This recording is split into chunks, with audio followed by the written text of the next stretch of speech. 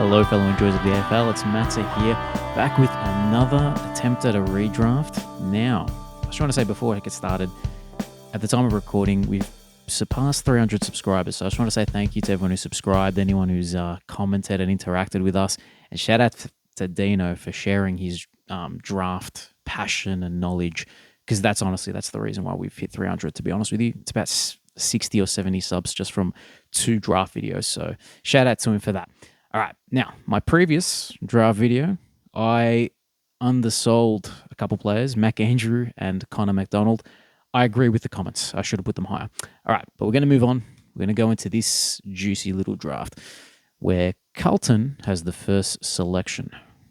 And they're going to go out and get a player that they drafted a bit later on, and that's Charlie Curnow. Now, with Charlie Curnow, he's really just emerged in the last 4 or 5 years, right? The early part of, from 2015 to 2020, young key forward making his way into the comp, got injured, did his ACL, and then came back, and he's just the most dominant forward we've seen in years. So, look, the guy who's going to get picked next probably has more accolades to this point in his career. But I think the fact that Charlie Curnow is that dominant a key forward, he really should have had 3 Colemans in a row. But, last year he was hampered by injuries towards the end of the year. He had an ankle problem. But yeah, gun player. All right. Now the next one. So it's Brisbane picking, and they initially picked Shaki, so they'll be happy with a redraft. So this guy is, cheeky, Clary bad man. Now, I understand for the now, there's a bit of uncertainty about him and, how good a player he's going to be going forward. But, like, the accolades, they really speak for themselves, to be honest with you. Like, best and fairest, All-Australian. To be honest with you, like, you could probably argue him over Charlie Curnow very easily. And, look, I think the only thing that probably puts Charlie Curnow ahead for me is just the fact that we know that Curnow is going to be a gun for the next, 3, 4, 5 years pending injury, but Clary's sort of, tailed off a bit, but look, you can't take away any of these accolades from Clary, and that's why he has to be in top 2, right? He was once coined by our very own Georgie Svender as the perfect midfielder, which I understand because he was just the inside game, the running capacity that he has it was just insane when he was at his peak. Anyway, next player. We have another Carlton player is going to get drafted. This time it's going to Melbourne because Sydney's third pick was an academy. That was an academy match. So Melbourne have gone and grabbed themselves the original number 1 pick, and that's Jacob Wiedering. Like Charlie Curnow, just really established himself as, just a gun key position. He finally got his All-Australian this year. Could have argued that he deserved it more in previous years, but, it's worked out that he's got one eventually. Dominant key defender, just re-signed for them as well, so he's going to give him plenty more years of great football. Jacob Wiedering goes there. Pick 4 now. Who was it? So here it gets a little bit into the, I think it's a bit more into the opinion part, because I think these first 3 are pretty like sure things as 1, 2, 3. Now, a guy who probably doesn't have the most accolades as other guys, that are coming a bit after him, but he's just such an amazing footballer and the way he goes about it. Who's picking him? It's Essendon. So Essendon, they get their time again and they pick up Jordan Dawson. So Jordan Dawson, captain for Adelaide, just inspirational captain, clutch player, All-Australian. He tailed off a little bit this season at the start, so he wasn't the best at the start, and then he just went back into dominant. Jordan Dawson just, inside the guts, tackling, just, precise kicking, all that good stuff that we know Jordan Dawson can do. So he's 4th, and now next is Essendon selecting again. Jeez, can you imagine if Essendon had these 2 guys right now? It's going to be another Carlton player, Harry Mackay. Ugh. So look, they end up with they're both brothers, I guess. They get the other brother, the better brother, former Coleman medalist. Just look, he has his ups and downs. He gets those. There's times where he gets the yips, but I think this type of player who can create such structure for a team has to be this high. He's you can't take away his accolades, especially like a Coleman medal doesn't is a huge accomplishment. So he goes there. Now a guy who I kind of wanted to put over him, but uh, look, I don't know. I've been talked out of it by Dino and Svenda. We've got going to Gold Coast, right? So they bidded on Jacob Hopper and then ended up with Callum Archie. But this time, actually, here we go. Wait a second. There's going to be the first match because in this redraft, so we can get more picks in this first round, Sydney are going to match, which they didn't do in real life, for Josh Dunkley. So Josh Dunkley is probably in my opinion, the best player, who doesn't have an All-Australian, in my opinion, at the moment, right? Look, there's other dudes who are earlier on in their careers who, they'll get them eventually. But the fact that this guy's had so many dominant seasons and not had one, I think is ridiculous. I think the way he plays hard, heavy tackler, he's a marking option down the line for Brisbane all the time. I think just those two things, on its own is huge. You might, I think there's a bit of a knock on his kicking sometimes, but I don't really care. Everything else that he does is excellent, right? And a two-time premiership player as well. So he's got accolades, he's got the team accolades at least. So yeah, shout out to Josh Dunkley. Now it's Gold Coast again, back on the clock after their bid was matched. And they're going and selecting a guy who's the talk of the town at the moment, and it's Dan the Man Houston, who will likely go to Collingwood. We'll see about that. By the time this video comes out, maybe the trade's already been done. But yeah, Dan Houston, two-time All-Australian, penetrating kicking. Look, I think you could probably argue. I feel like you could argue these 5, 6, and 7 sort of guys around this type of mark. But look, Dan Houston, yeah, again, great kick. He's a good interceptor as well. Really sets up Port Adelaide, whichever team ends up getting him, whether it's Collingwood or Carlton, North, fingers crossed.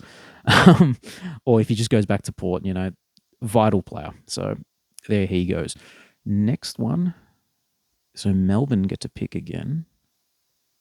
So they initially picked Oliver and Wiedemann in their first 2 selections. So 1 out of 2 ain't bad for him, I guess. But now next on the list is actually would be very good for them. It's Tom Papley.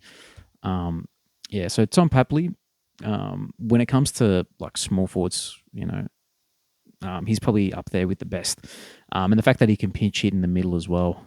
Here we go. Just want to have a look at. So Tom Papley was initially 14 in the rookie draft.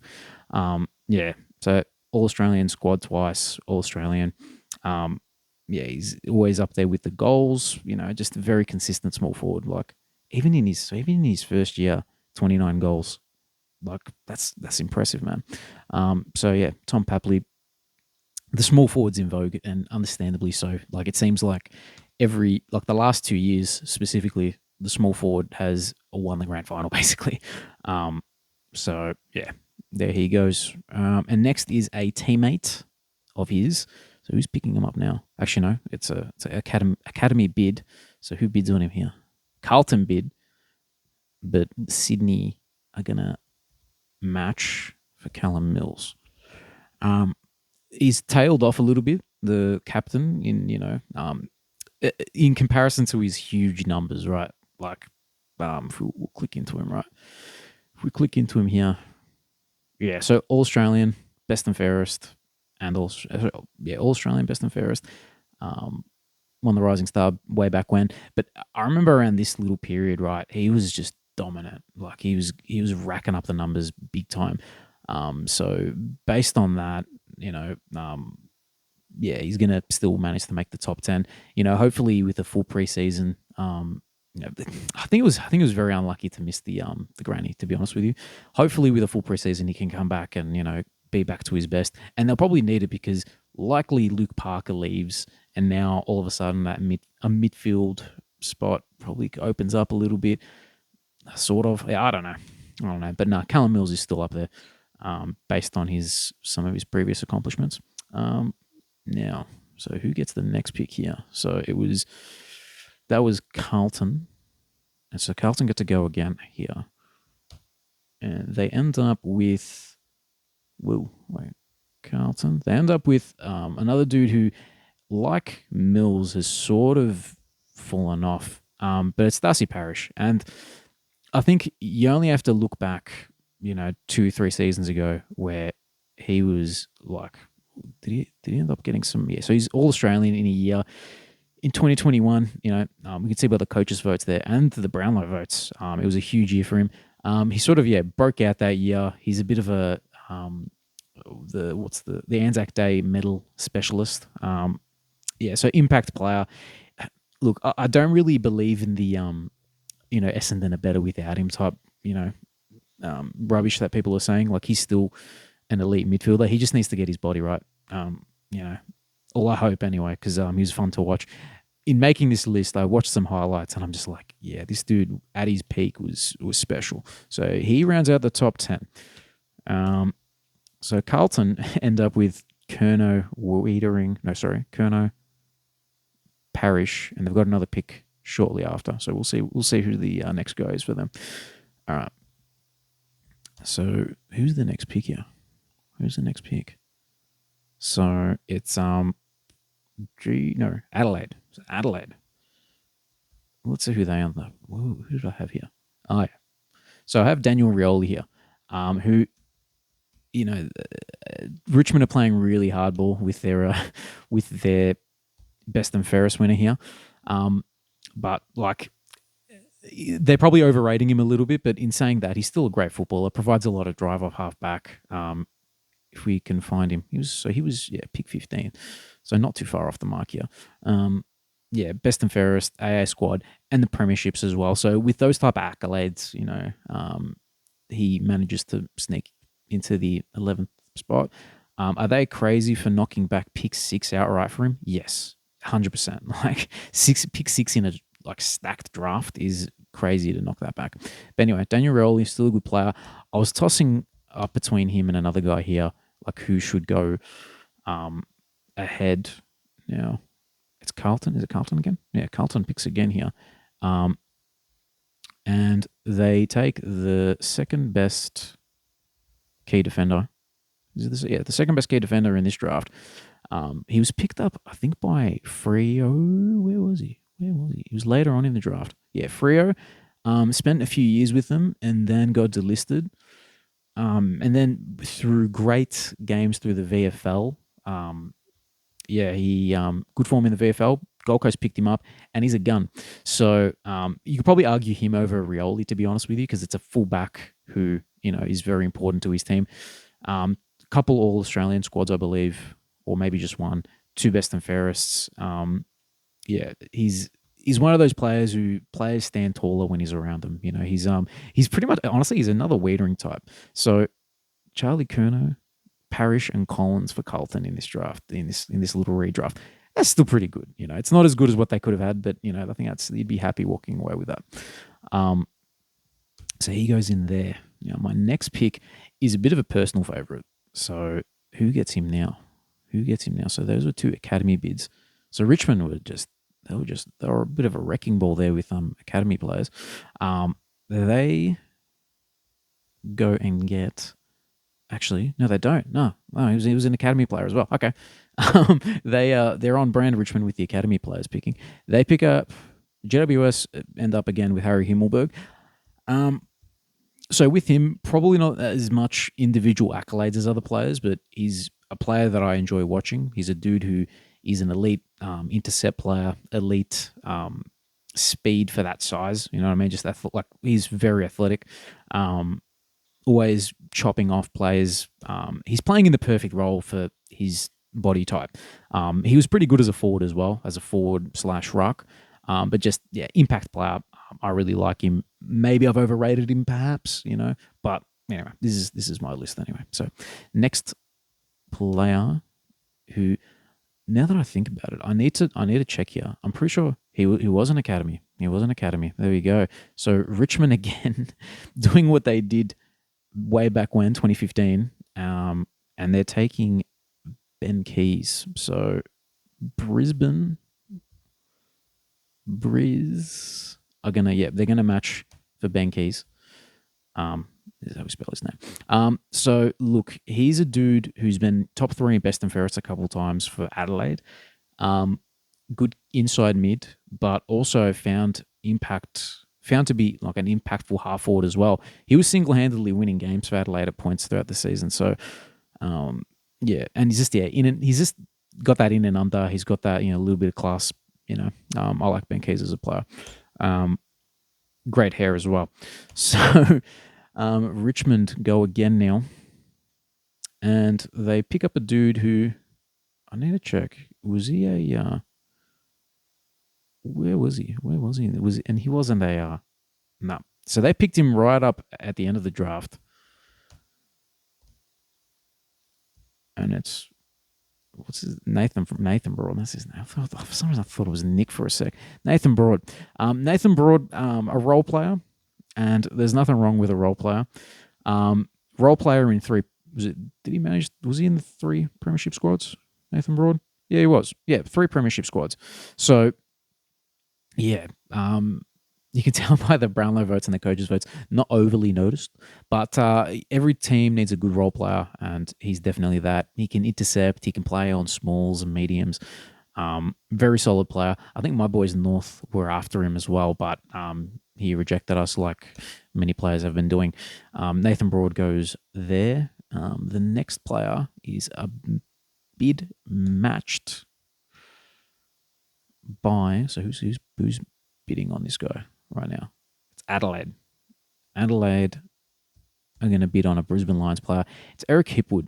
Now, a dude, honestly, that I don't rate that highly, but the fact that he's been a consistent part of a premiership forward line, he's a moments player as well. Like he had a couple bags this year of 5 and 6, but like if we get him up, if we look at him right, the goal tally is just not as impressive as you'd like it to be. I think, especially because the first 4 years of his career, 3 times getting 30 goals, we just expected him to be a 50, 60 goal forward, and it didn't happen. But regardless, he's a dude who plays his role where he runs up the ground, he chops, he provides first use for some of the small forwards as well by chopping up the play. Like he's decent, and premiership forward now, so we've got to give him his credit and chuck him up there on this list. But like, not a player that I enjoy watching that much, to be honest with you. Next is who's picking again now? So Adelaide again are going, and this time it's another matched bid. It's Jacob Hopper. Look, Jacob Hopper. Injuries hampered this season. He's in a weird situation now at Richmond where it's like, they're going to go into a rebuild, but he's a pretty quality mid.